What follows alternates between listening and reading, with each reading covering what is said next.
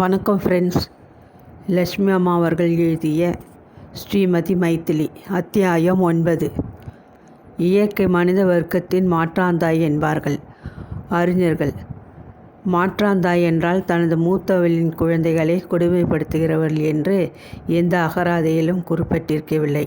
ஆகவே இயற்கை என்னும் மாற்றாந்தாய் அநேக சந்தர்ப்பங்களில் மனித வர்க்கத்தை மிகவும் கருணையுடன் பரிபாலிக்கத்தான் செய்கின்றது.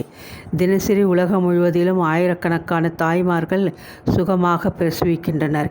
இவர்கள் அனைவரும் ஆஸ்பத்திரிகளிலோ வீடுகளிலோ வைத்தியர் கண்காணிப்பிலே தான் தாயாகிறார்கள் என்று கூற முடியாது. எவ்வளவோ குழந்தைகள் நடுவீதியிலும் ஓடு ரயிலிலும் பறக்கும் விமானத்திலும் குடிசைகளிலும் மர நிழலிலும் பலவித சூழ்நிலைகளிலும் இந்த பூ உலகத்தில் வந்து ஜனிக்கின்றன.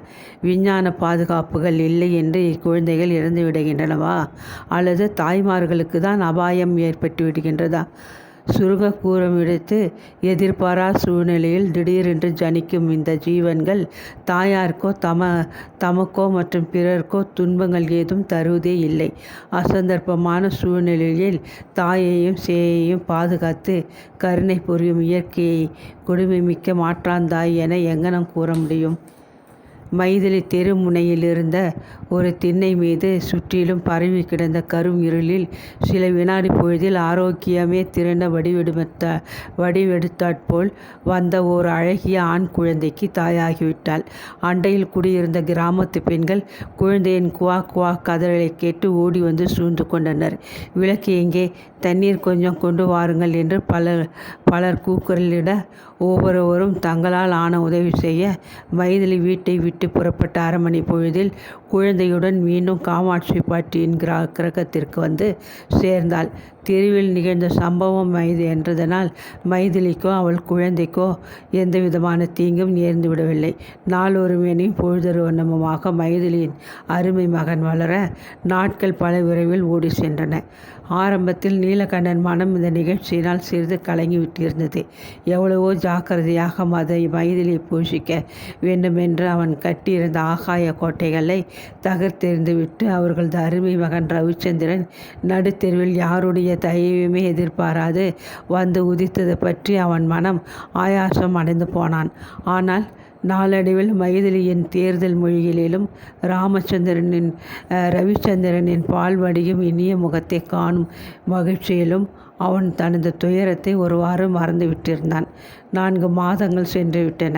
காமாட்சி அம்மாளுக்கு பாரமாக இருக்கக்கூடாது என்று ஆரம்பத்தில் தீர்மானித்திருந்தபடி நீலகண்டன் வீட்டு செலவிற்கும் தன் குழந்தையின் பராமரிப்புக்கும் தேவையான சகல சாமான்களையும் தன் பொருளை செலவிட்டு வாங்கி அப்போது வீட்டில் சேர்த்து கொண்டேதான் இருந்தான்.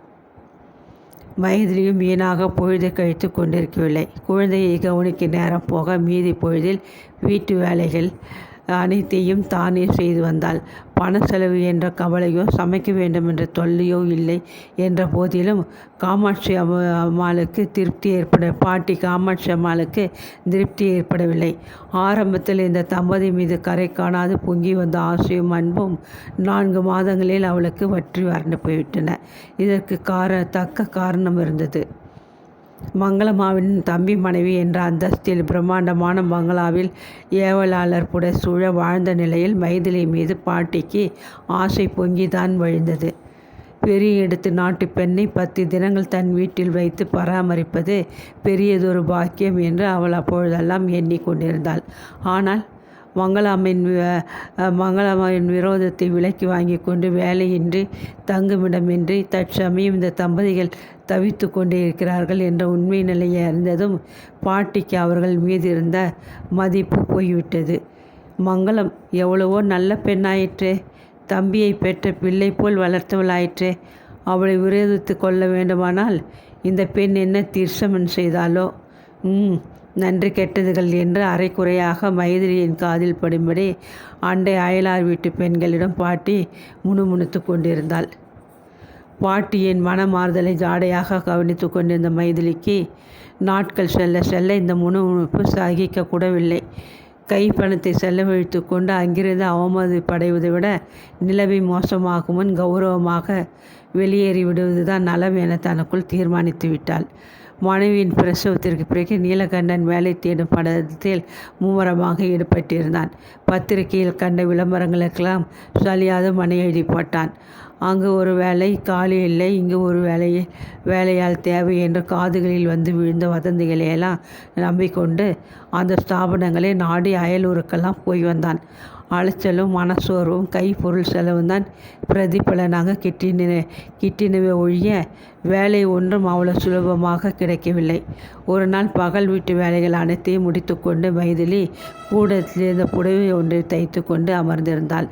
தாழ்வாரத்திலே தூளியில் கண்ணயர்ந்து கொண்டிருந்த ரவிச்சந்திரன் தூக்க கலக்கத்தில் துள்ளிக்கொண்டு தூளியின்றி கீழே தரையில் விழுந்து விட்டான். பயமும் வலியும் தாளாது குழந்தை ஓவென்று அலறத் தொடங்கவே ரேழி திணியில் சாப்பாட்டிற்கு பிறகு லேசாக ஒரு தூக்கம் போட்டு கொண்டிருந்த காமாட்சி அம்மாள் திடுக்கிட்டு விழித்து கொண்டாள். தொடர்ந்து அற்போல் வீடு முழுவதும் ஒலித்த குழந்தையின் அலறல் அவளுக்கு நாரசமாக இருந்தது.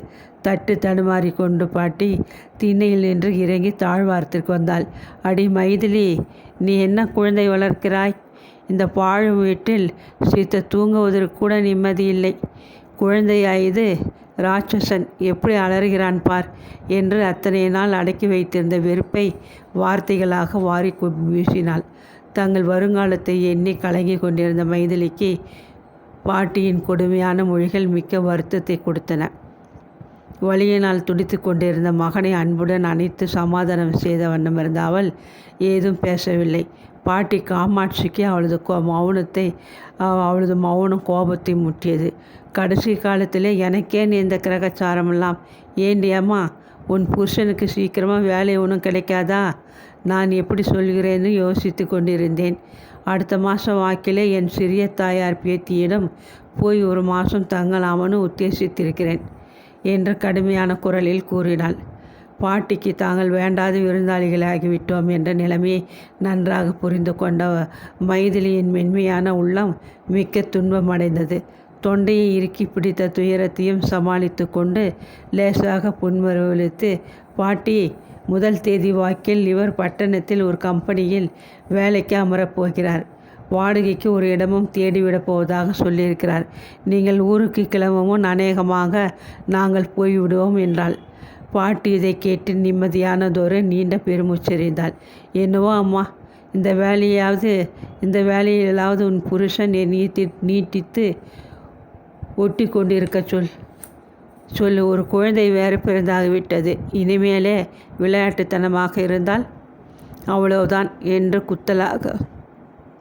குத்தலாக மொழிந்துவிட்டு தெரு திண்ணையை நாடி மறுபடியும் ஒரு தூக்கம் போட சென்று விட்டாள். நீலகண்டன் 2 நாட்களுக்கு முன்புதான் சாய கம்பெனி ஒன்றில் குமாஸ்தா வேலை காலி இருப்பதாக கேள்விப்பட்டு பட்டணத்திற்கு சென்றிருந்தான். கம்பெனி முதலாளி அவனுக்கு அந்த வேலையை தர சித்தமாக இருந்தார். ஆனால் அதற்கு 500 ரூபாய்கள் பணம் முன்னதாக ஜாமீன் கட்ட வேண்டியிருந்தது. மங்கள பவனத்திலிருந்து புறப்பட்ட பொழுது கையில் கொண்டு வந்திருந்த ரொக்கம் இந்த சில மாதங்களில் கரைந்து விட்டிருந்தது. பிரயாண செலவிற்கே பணம் போதாமல் இருந்ததினால் நீலகண்டன் தனக்கு ஒரு வார அவகாசம் கொடுக்கும்படி கம்பெனி முதலாளியிடம் மிகவும் வேண்டிக் கொண்டு கிராமத்திற்கு திரும்பி வந்தான். வீட்டிற்கு தேவையான பல முக்கிய சாமான்களுடன் அவன் ரயில்வே ஸ்டேஷனிலிருந்து கால்நடையாக உச்சி வெயிலில் களைப்புடன் அப்பொழுதுதான் வீட்டிற்குள் நுழைந்தான்.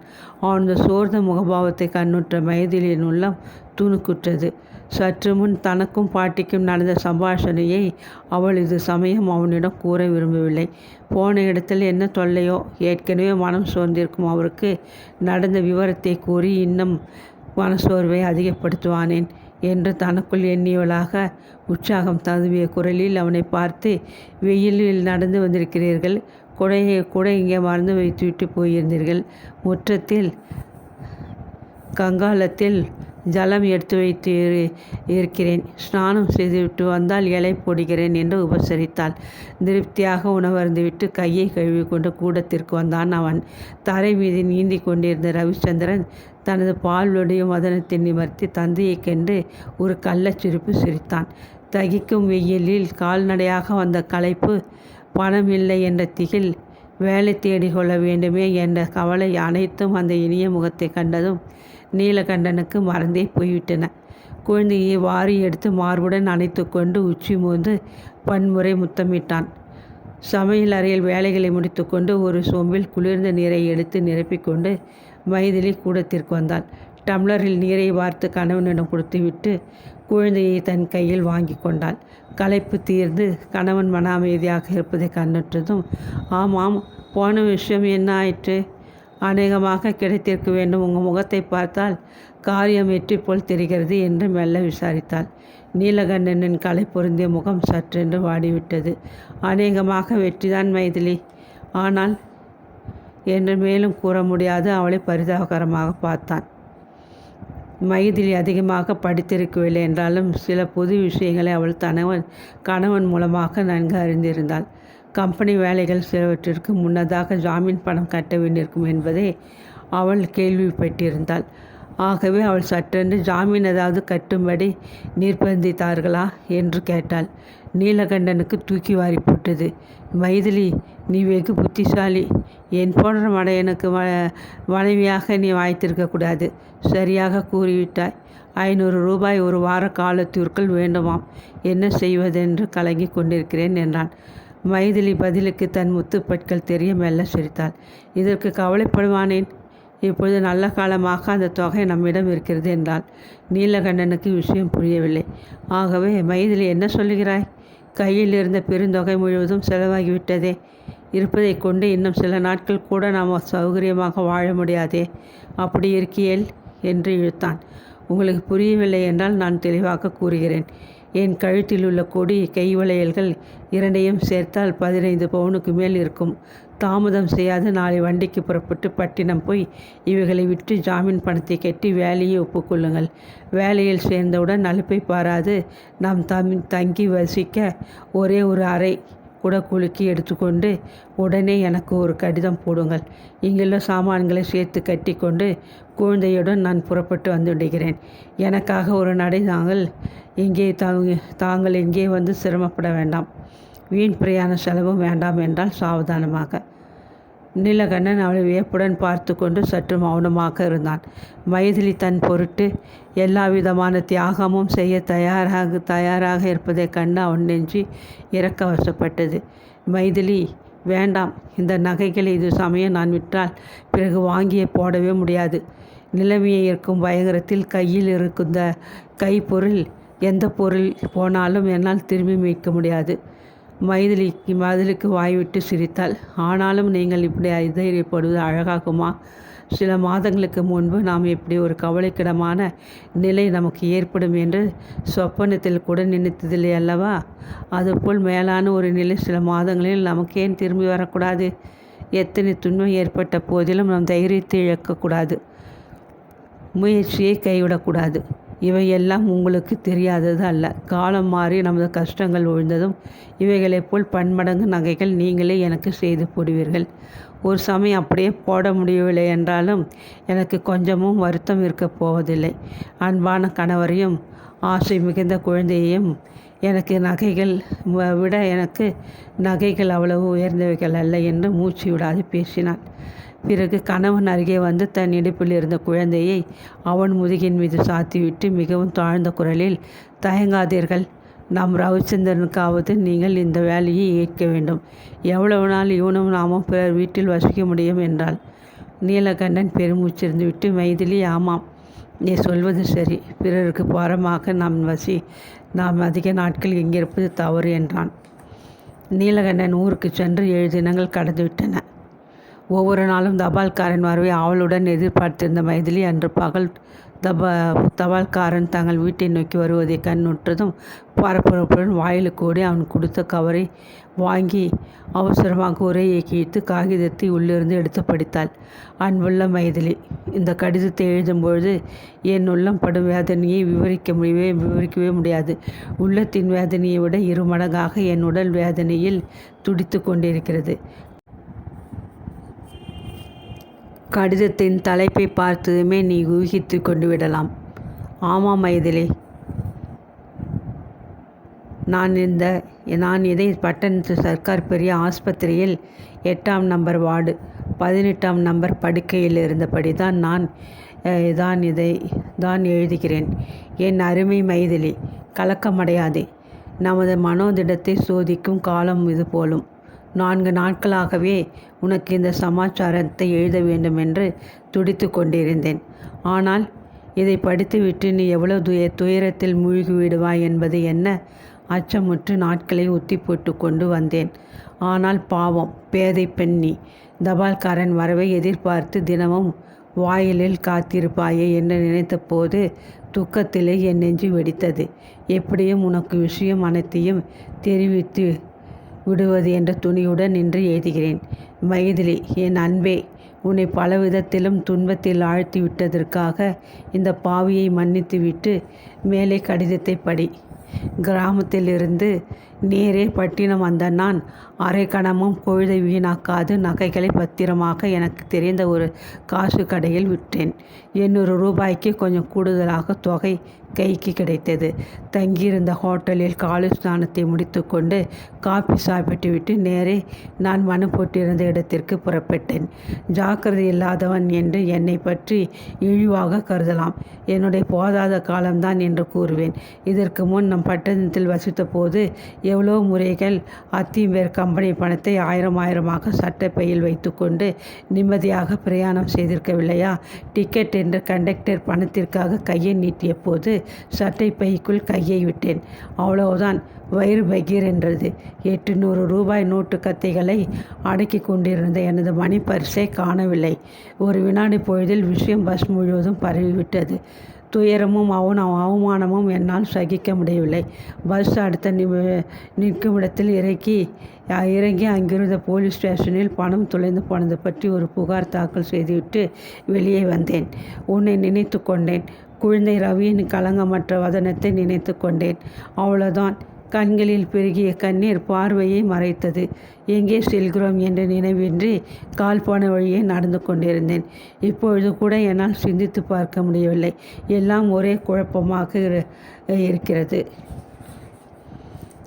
ஐயா ஐயா என்று யாரோ கத்தியது போல் கேட்டது. சுரீர் என்று ஒரு வலி. அவ்வளவுதான் மைதிலி. எனக்கு இந்த உலகத்தின் நினைவே போய்விட்டது.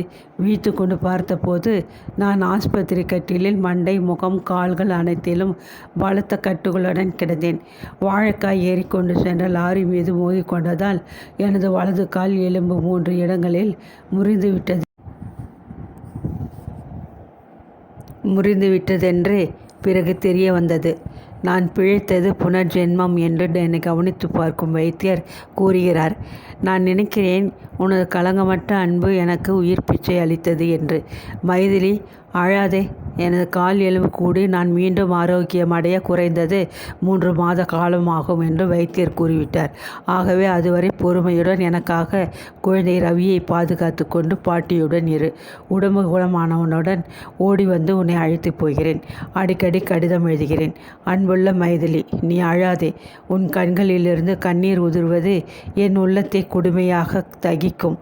அடிக்கடி எனக்கு எடுத்து கூறும் அந்த தைரியத்தை இப்பொழுது நீ வரவழைத்துக்கொள். குழந்தைக்கு என் ஆசி. பாட்டிக்கு நமஸ்காரம். உனக்கு என் மாறாத அன்பு. இப்படிக்கு அன்புள்ள நீலகண்டன். கடிதத்தை படித்து முடித்த மைதிலியால் உண்மையிலேயே அழவே முடியவில்லை. மிதமிஞ்சிய துக்கத்தினால் அவள் சிற்பிரமை அடைந்தவள் போல் திறந்த வாயிற்புறத்தை விரித்து பார்த்து கொண்டு நின்று விட்டாள்.